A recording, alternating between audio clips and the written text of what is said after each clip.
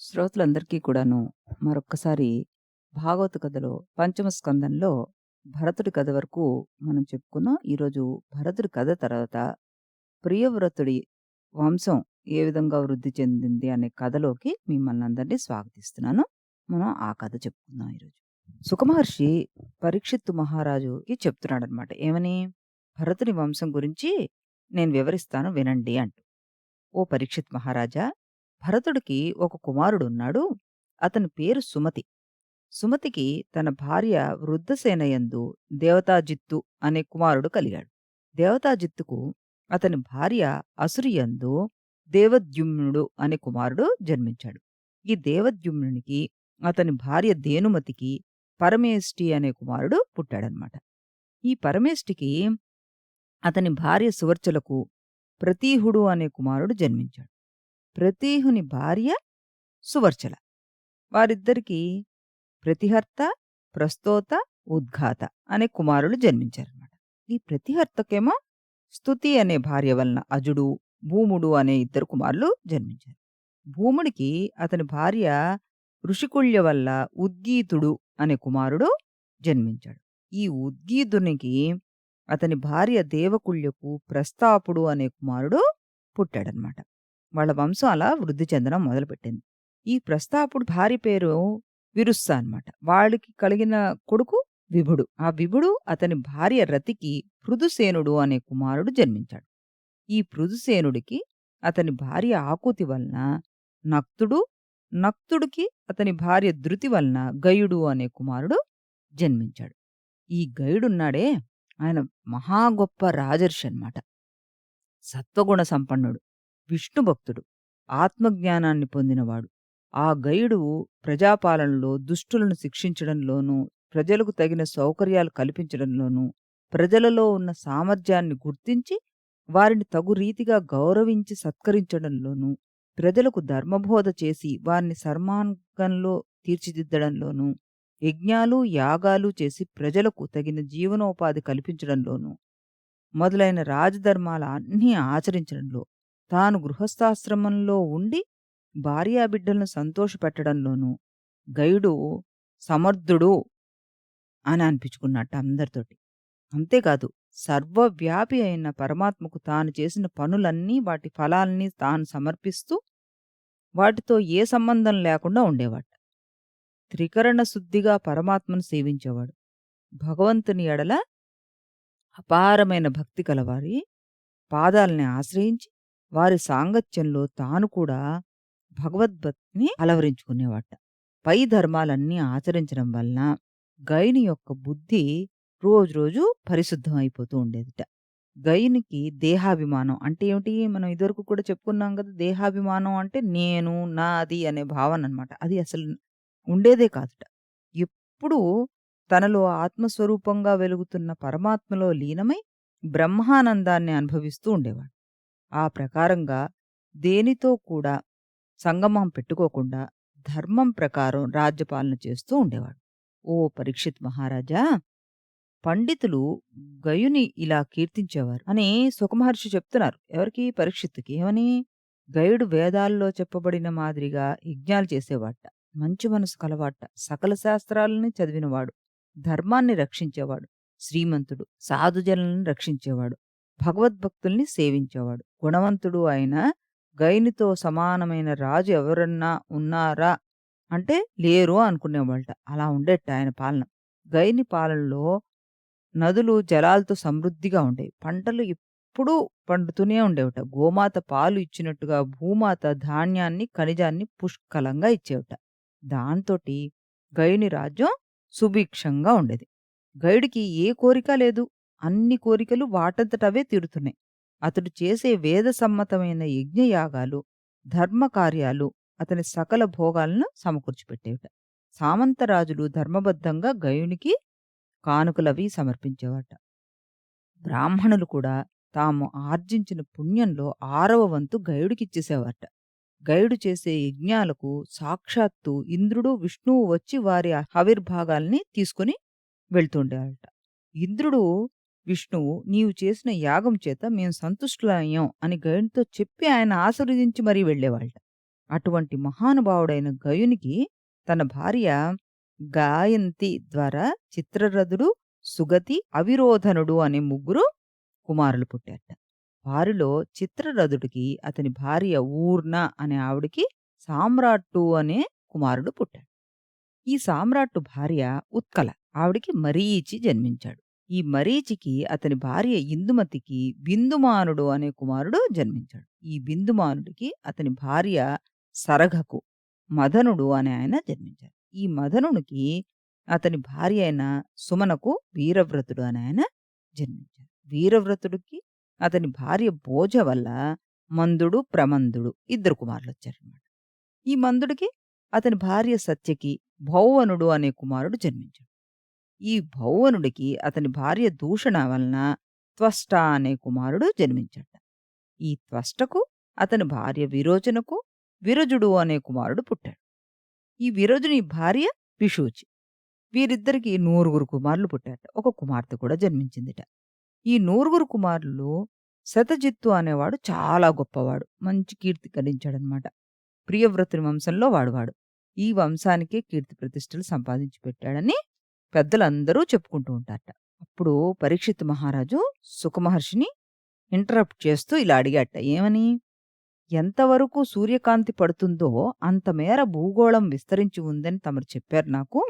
అదీ కాకుండా ఈ భూమి మీద ప్రియవ్రత మహారాజు తన రథాన్ని తిప్పి భూగోళాన్ని 7 భాగాలుగా చేశాడని, వాటి మధ్య 7 సముద్రాలు ఏర్పడ్డాయని తమరు నాకు చెప్పారు కదా. ఈ సప్త సముద్ర పేర్లు, వాటి మధ్య ఉన్న ద్వీపపు పేర్లు నాకు చెప్పారు కానీ, ఆ ద్వీపాల విస్తీరణ, వాటి స్వభావం, వాటి హద్దులు ఈ విషయాలు నాకు చెప్పలేదు. అవి నాకు తెలియచేయండి అని అడిగట. పరమాత్మ సత్వ రజస్తమో గుణాల కలయికతో ఒక విరాట్ స్వరూపాన్ని ధరించాడు. ఆ విరాట్ స్వరూపం యందు మనసు లగ్నం చేస్తే వాసుదేవుణ్ణి తెలుసుకోగలం కానీ పరమాత్మ యొక్క స్థూల రూపం ఎలా ఉంటుందో వివరంగా తెలియచేయండి అంటూ దానికి జోడించాడు కూడాను మన పరీక్షిత్. అప్పుడు సుఖమహర్షి చిరునవ్వు నవ్వుతూ సమాధానం చెప్పారట. ఏమని? ఓ రాజా, ఆ పరమాత్మ యొక్క విరాట రూపముకు ఆది అంతం అంటూ ఏదీ లేదు. అది ఈ విశ్వం అంతా నిండి ఉంది. అది ఒక మాయాస్వరూపం. ఆ విరాట్ స్వరూపం గురించి మానవుడు తన జీవితకాలం శ్రమించినాను ఎన్నటికీ తెలుసుకోలేడు. అంతేకాదు, వాక్కు ద్వారా, మనసు ద్వారా ఆ విరాట స్వరూపాన్ని వర్ణింపలేం. కాబట్టి నేను నా శక్తి మేరకు ఈ భూగోళం గురించి, దాని విస్తీర్ణ గురించి, అందులో ఉన్న ముఖ్య ద్వీపాల గురించి నీకు వివరిస్తాను అంటూ మొదలు పెడుతున్నారాయన. మనం కూడా అదేంటో తెలుసుకుందాం. సుఖమహర్షి పరీక్షిత్తుకి చెప్తున్నాడు. ఏమని? ఈ భూమండలం ఒక పద్మంతో పోల్చుకోవచ్చు మనం. అందులో విస్తరించి ఉన్న రేకులే సప్తద్వీపాలు. ఈ సప్తద్వీపముల మధ్య ఉన్నది జంబూద్వీపం. ఈ జంబూద్వీపం 1,00,000 యోజనముల విస్తీరణ కలిగి ఉంది. ఈ జంబూద్వీపం తామరాకు వలె గుండ్రంగా ఉంటుంది. ఈ జంబూద్వీపంతోటి 9 వర్షాలు, అంటే దేశాలు, ప్రాంతాలు, మన దేశాన్ని భారతవర్షం అని అంటాం కదా, అదనమాట. ప్రతి వర్షం 9,000 యోజనాల విస్తీర్ణం కలిగి ఉంటుంది. ఈ 9 వర్షముల మధ్య 8 పర్వతములు ఆ 9 వర్షాలకి హద్దులుగా ఉన్నాయి అంటూ దాని యొక్క జియోగ్రఫికల్ హిస్టరీ అంతా కూడా చెప్తున్నారనమాట. ఈ 9 వర్షాల్లో ఇలావృత వర్షం అనే దేశం మధ్యగా ఉందన్నమాట. ఈ ఇలావృత వర్షంలోనే మేరు పర్వతం ఉంది. ఆ మేరు పర్వతం సువర్ణమయం. ఆ మేరు పర్వతం 1,00,000 యోజనాల విస్తీర్ణ కలిగి ఉంటుంది. ఈ పర్వతం భూమండలం మధ్యలో ఉంది. ఈ మేరు పర్వతం ఎత్తు సుమారుగా 80,000 యోజనాలు. ఇలావృత వర్షంనకు ఉత్తర దిక్కుగా రమ్యకము, హిరణ్యయము, కురు అనే వర్షాలున్నాయి. ఈ 3 వర్షాలకు నీలము, శ్వేతము, శృంగపంతము అనే పర్వతాలు హద్దులుగా ఉన్నాయి. మేరు పర్వతానికి చుట్టూ మందరము, మేరు మందరము, సుపాశ్వము, కుముదము అనే పర్వతాలు ఉన్నాయి. ఇవి ఒక్కొక్కటి 10,000 యోజనాల విస్తీర్ణంలో ఉన్నాయన్నమాట. ఈ 4 పర్వతముల మీద 4 పెద్ద పెద్ద వృక్షాలున్నాయి. ఈ 4 పర్వతాల మీద 4 మడుగులున్నాయి. మొదటి దానిలో పాలు ఉంటాయి. రెండవ దానిలో తేనె ఉంటుంది. మూడవ దానిలో చెరుకు రసం ఉంటుంది. నాలుగవ దానిలో పరిశుద్ధమైన నీరు ఉంటుంది. సిద్ధులు, చారణులు వచ్చి ఈ హ్రదంలో ఉన్న నీటిని తాగి సిద్ధులు పొందుతూ ఉంటారనమాట. ఆ పర్వతం మీద 4 ఉద్యానవనాలు కూడా ఉన్నాయి. అవి ఏమిటి? నందనము, చిత్రరథము, వైభ్రాజకము, సర్వతోభద్రము. ఈ ఉద్యానవనాల్లో దేవతలు, అప్సరసలు విహరిస్తూ ఉంటారు. గంధర్వులు గానం చేస్తూ ఉంటారు. మందర పర్వతానికి కింద భాగాన దేవచూతము అనే మామిడి చెట్టు ఉంది. దానికి పెద్ద పెద్ద మామిడి పళ్ళు కాస్తాయి. అవి ఆ చెట్టు నుండి కింద పడి నలిగిపోయి వాటి నుండి ఎర్రగా ఉన్న రుచికరమైన రసం పారుతూ ఉంటుంది. ఆ రసం ఒక నది మాదిరి అయింది. దాని పేరే అరుణోదము. ఆ నది మందర పర్వతం నుండి ఇలావృత వర్షం వరకు ప్రవహిస్తూ ఉంటుందన్నమాట.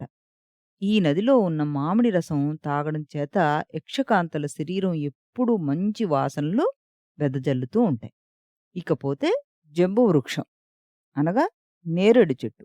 ఈ నేరేడు చెట్టు పళ్ళు కూడా చాలా పెద్దవిగా ఉండేవిట. అవి నేల మీద పడి పగిలిపోయి వాటి రసం నది మాదిరిగా పారుతూ ఉంటుంది. దీనినే జంబూ నది అంటారు. ప్రస్తుతం మనం ఉన్న జమ్మూ ప్రాంతం అదే కావచ్చేమో. ఇది రచయిత యొక్క అభిప్రాయం.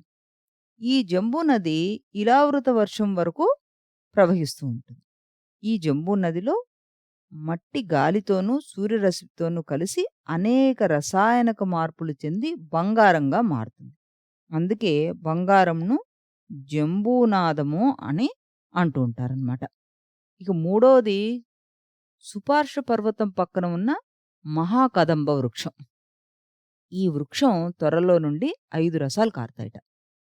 అవన్నీ కలిసి ఒక నది మాదిరిగా పారుతుంటాయి. ఆ నది ఇలావృత వర్షం వరకు వ్యాపించి ఉంటుంది. ఇది కూడా నాలుగోది అయిన కుముద పర్వతం పక్కన ఉన్న శతవల్స అనే మర్రి చెట్టు ఉంటుందిట. దాని మొదటి నుండి కూడా ఒక నది ప్రవహిస్తుంటుంది. ఆ నది ఉత్తర దిక్కుగా ప్రవహిస్తూ ఉంటుందన్నమాట. అది తీర ప్రాంతాలని సస్యశ్యామలం చేస్తుంటుంది. ఈ నదుల్లో ప్రవహించు రసాలు జలమును సేవించిన వారికి ముసలితనం, దానివల్ల వచ్చే అనర్థాలు రావు. ఎటువంటి రోగాలు రావు. జీవితాంతం సుఖంగా కాలం గడుపుతుంటారు. ఇవి కాకుండా మేరు పర్వతానికి 4 దిక్కుల కురంగము, కురరము, కుసుంభవము, వైకంకము, త్రికూటము, శిశిరము, పతంగము, రుచకము, నిషదము, సితివాసము, కపిలము, శంఖము, వైడూర్యము, జారుది, హంసము, వృషభము, నాగము, కాలంజరము, నీరదము అనే పర్వతాలు కూడా ఉన్నాయట. ఈ పర్వతాల మధ్య మేరు పర్వతం ఉందన్నమాట. ఈ మేరు పర్వతానికి తూర్పు దిక్కున జఠరము, దేవకూటము అనే పర్వతాలున్నాయి. అవి ఉత్తర దక్షిణ దిక్కులుగా వ్యాపించి ఉన్నాయి. ఇవి 18,000 యోజనాల పొడవు విస్తరించి ఉన్నాయట. అలాగే మేరు పర్వతానికి పడమటి దిక్కున పారియాత్రము, పవనము అనే 2 పర్వతాలు ఉత్తర దక్షిణ దిక్కుల వైపుగా వ్యాపించి ఉన్నాయి. వాటి పొడుగు 18,000 యోజనములు. మేరు పర్వతానికి దక్షిణ దిక్కుగా కైలాస పర్వతము, కరవీర పర్వతాలు ఉన్నాయి. అవి తూర్పు పడమరలుగా వ్యాపించి ఉన్నాయి. అవి కూడా 18,000 యోజనాలు పొడవు ఉన్నాయట. 2,000 యోజనాల ఎత్తు కలిగి ఉన్నాయి. మేరు పర్వతం ఉత్తర దిక్కున త్రిశృంగం, మకరం అనే పర్వతాలున్నాయి. అవి తూర్పు పడమరలుగా 18,000 యోజనాలు వ్యాపించి ఉన్నాయి. ఈ 8 పర్వతాలు సమానమైన పొడుగు, ఎత్తు ఉన్నాయి. అంటే నలుపక్కల చదరంగా ఉన్నాయి. వీటి మధ్య మేరు పర్వతం ఉంది. ఈ మేరు పర్వతం మీద మధ్య భాగాన బ్రహ్మదేవుడికి సత్యలోకం ఉందన్నమాట. దాని పేరు శాతకౌభీపురము. ఈ బ్రహ్మలోకానికి 4 పక్కల ఇంద్రుడు మొదలగు లోకపాలకుల యొక్క పురాలున్నాయి. ఈ పురాల యొక్క విస్తీర్ణం బ్రహ్మ యొక్క పురం విస్తీర్ణంలో 4వ భాగం ఉంటాయన్నమాట. మహారాజా, యజ్ఞమూర్తి అయిన పరమాత్మ పాదముల నుండి ఒక జలధార పుట్టింది. ఆ జలం తాకినంత మాత్రాన అన్ని పాపాలు పోతాయట. ఆ జలం చాలా నిర్మలంగా ఉంటుందంటే ఆ నీరన్నమాట. ఆ జలధారకు విష్ణుపదం అని పేరు వచ్చింది. ఆ గంగ జలధార క్రమక్రమంగా పెద్దదై కొన్ని వేల సంవత్సరాల తర్వాత ఆ గంగా జలధార సప్తర్షి మండలాల్లోనికి ప్రవేశించింది. సప్తఋషులు ఆ జలధారను గంగాదేవిగా గుర్తించి పూజించారు. ఆ గంగాజలం తమ శిరస్సుల మీద చల్లుకున్నారు. విష్ణువు పాదాల నుండి ఉద్భవించిన ఆ గంగ ముక్తిని ప్రసాదించగలదని వాళ్ళు అంగీకరించారు.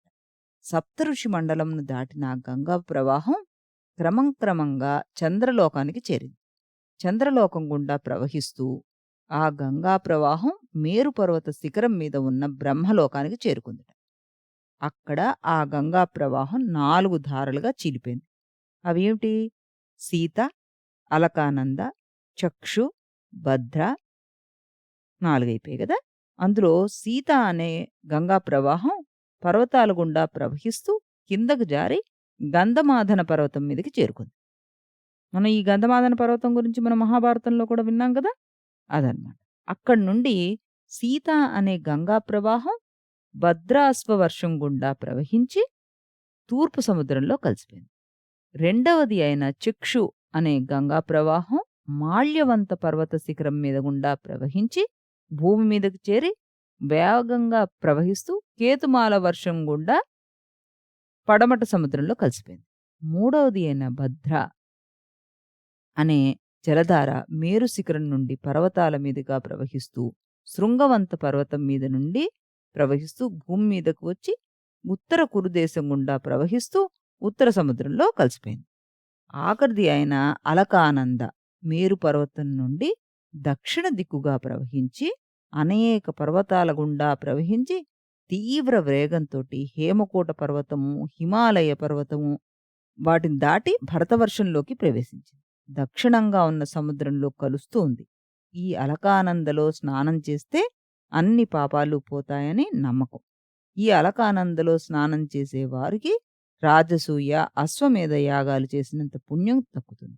ఇవే కాకుండా ఇంకా కొన్ని నదులు చిన్న చిన్న దారలుగా ఆ మేరు పర్వతం నుండి పుట్టి అనేక పర్వతాల గుండా ప్రవహించి అన్ని వర్షాలను సస్యశ్యామలం చేసి తుదకు సముద్రంలో కలుస్తున్నమాట. ఈ 9 వర్షాల్లోనూ భరత వర్షాన్ని అంటే భారతదేశాన్ని కర్మభూమి అంటారు. ఎందుకంటే చేసిన పుణ్యాలకు తగిన ఫలాల్ని స్వర్గలోకంలో అనుభవించి ఇంకా మిగిలిన పుణ్యాలు ఈ 8 వర్షాల్లో అనుభవిస్తారు.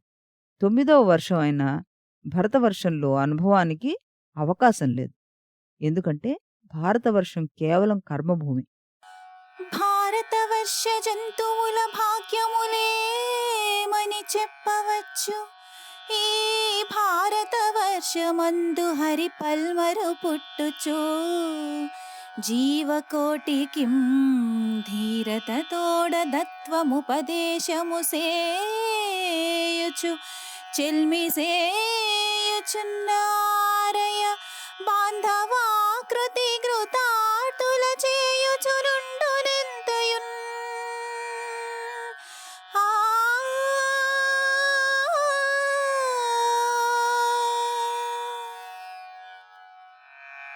భారతవర్షం కాకుండా మిగిలిన 8 వర్షములలో నివసించేవారు దేవతలతో సమానంగా ఉంటారు. వారికి బలం ఎక్కువ. వారి శరీరములు దృఢంగా ఉంటాయి. వారు ఎప్పుడూ యవ్వనవంతులుగా ఉంటారు. స్త్రీలు కూడా ఎంతో అందంగా ఉంటారు. ఈ 8 వర్షాల్లో ఉన్న ప్రజలు స్వర్గలోక సుఖాలకు సమానమైన సుఖాల్ని అనుభవిస్తూ ఉంటారన్నమాట. ఈ వర్షాల్లో ఉన్న ప్రాంతంలో పూలు, పండ్లు ఉన్న చెట్లు చాలా విస్తారంగా ఉంటాయి. ఉద్యానవనాలు అలాంటివన్నీ చాలా ఉంటాయన్నమాట. తమాషాగా చెప్పుకోవాలంటే 9 వర్షంలో భరతవర్షం తప్ప మిగిలిన వర్షంలో అంటే ఇతర దేశాలు కదా! ఇక్కడ లేని సుఖాలు అనుభవించాలనే కోరికతోటి ఇతర దేశాలకు ఎగిరిపోతుంటారు. ఓ పరీక్షిత్ మహారాజా! ఈ 9 వర్షాల్లో ఉన్న ప్రజలను అనుగ్రహించడానికి పరమాత్మ వివిధ దేవతా రూపాల పేర్లతోటి దర్శనమిస్తూ ఉంటాడు. అంటే వెలుస్తూ ఉంటాడని చెప్పుకోవచ్చు మనం. ప్రపంచంలో ఎన్ని మతాలు ఉన్నా, ఆయా మతాల్లో ఎంతోమంది దేవుళ్ళు ఉన్నా అన్నీ ఆ పరమాత్మ స్వరూపాలే అని మనం ఇక్కడ చెప్పుకోవచ్చు. ఓ పరీక్షిత్ మహారాజా! ఈ భూమండలం మీద 9 వర్షాలున్నాయని చెప్పాను గదా! అందులో మొదటిది ఇలావృత వర్షం. ఈ వర్షం గురించి చెప్తాను విను. ఇలావృత వర్షంలో ఈశ్వరుడు తన భార్య భవానితో సహా సేవింపబడుతూ ఉంటాడు. ఇలావృత వర్షంలో పరమశివుడు పరమాత్మను ఈ మంత్రంతోటి జపిస్తూ ఉంటాడు.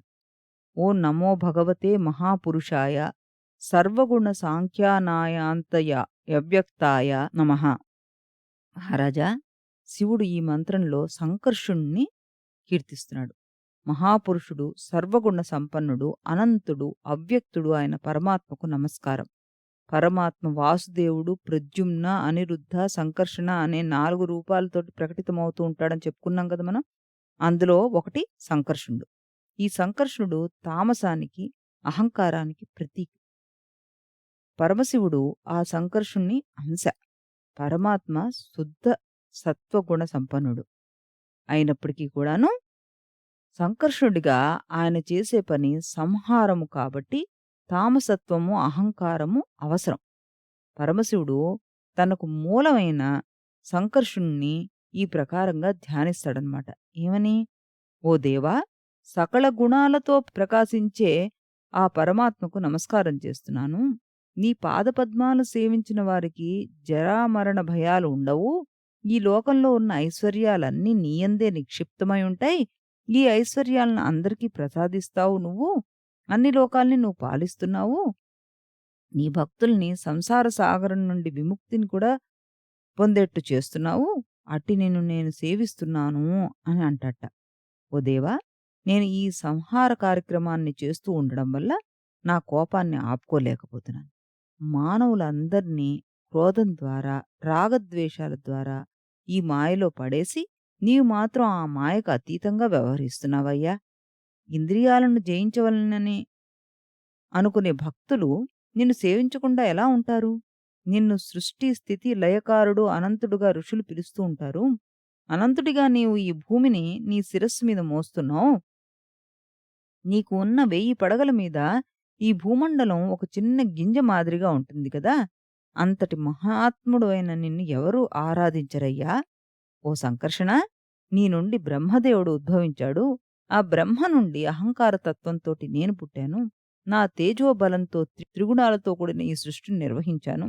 మేమందరం ఈ పరమాత్మ ఆదేశాలకు లోబడి ఆయన అనుగ్రహం చేత దేవతలను, సకల భూతాలను సృష్టించాం. అటువంటి పరమాత్మ స్వరూపుడైన అనంతుడికి నమస్కారం అంటూ శివుడు పరమాత్మని ప్రార్థించాట. ఈ రకంగా మనం ఇలావృత వర్షం గురించి తెలుసుకున్నాం. మరి రేపటి కథలో మనం భద్రాశ్వ వర్షం గురించి తెలుసుకుందాం. అంతవరకు సెలవు. చాలా ఇంట్రెస్టింగ్‌గా ఉంటాయి. వీటిని మీకు వీలుంటే దీనికి సంబంధించిన ఇన్ఫర్మేషన్‌ని ఇంకొంచెంగా తెలుసుకోవాలని ఇంట్రెస్ట్, ఆసక్తి ఉంటే అసలు మనకి ఇంత చరిత్రనిచ్చిన మన వేదాల గురించి, మన పురాణాల గురించి మనం ఎంతో తెలుసుకోవాల్సింది. వీటిని మీరు ఇంటర్నెట్స్‌లో, లైబ్రరీస్‌లో సెర్చ్ చేసి ఇంట్రెస్ట్ ఉన్నవాళ్ళు దానికి తగ్గ ఇన్ఫర్మేషన్ ఇంకా ఏదైనా మీకు తెలిస్తే దాన్ని కూడాను మీరు ఇంటర్నెట్స్‌లో మీకు తెలిసిన మీకు తెలిసిన భాషలో వాటిని ప్రజలకు అందించగలరని ఆశిస్తున్నాను.